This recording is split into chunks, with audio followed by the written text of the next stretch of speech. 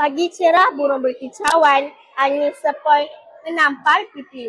Hari ini kita raikan persaraan, penuh kasih, penuh memori. Saya, Unaisa binti Muhammad Azim, sebagai wartawan cilik hari ini, amat berbesar hati diberi peluang untuk menyampaikan penghargaan kepada seorang guru hebat yang telah banyak berbakti di Sekolah Kebangsaan Padang Ruban, Puan Solihah binti Osman. Sebagai wartawan cilik, saya amat berbesar hati diberi peluang untuk menemu Puan Solihah yang telah menabur bakti sekian lama dalam dunia pendidikan.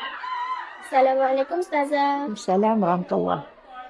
Boleh Ustazah kongsikan perasaan Ustazah pada hari persaraan ini? Kamu tahu tak berapa tahun Ustazah di sini?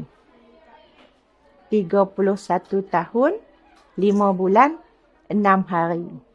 Jadi selama 31 tahun, 5 bulan, 6 hari tu, Ustazah tak pergi sekolah mana, duduk sekolah ni je.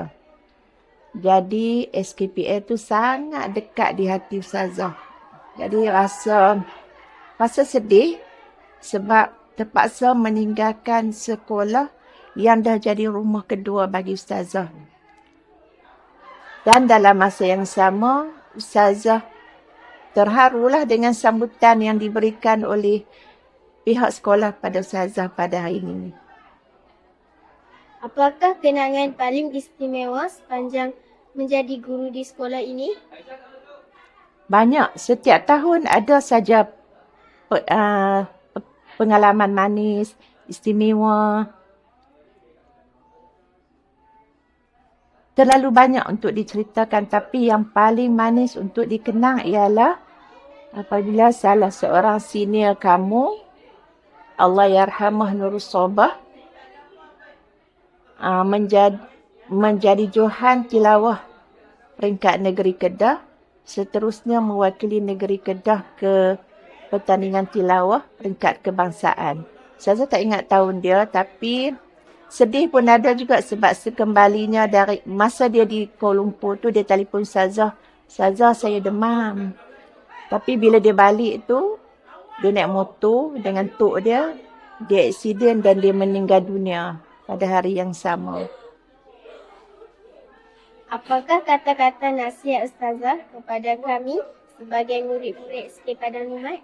Okey, untuk anak cucu yang Ustazah tinggalkan, yang pertama, jaga solat. Itu sangat penting. Bila kita jaga solat, akhlak kita pun akan terpelihara. Dan insya-Allah kita akan menjadi seorang yang berjaya. Sebab orang yang solat ni, kan dalam azan pun hayya 'alas solah, hayya 'alal falah kan. Marilah solat dan marilah menuju kejayaan. Jadi insya-Allah orang yang tidak meninggalkan solat, dia akan menjadi seorang anak yang berjaya. Yang kedua, dengar cakap mak ayah, patuhi nasihat guru, sayangi guru-guru dan hormat orang sekeliling kita.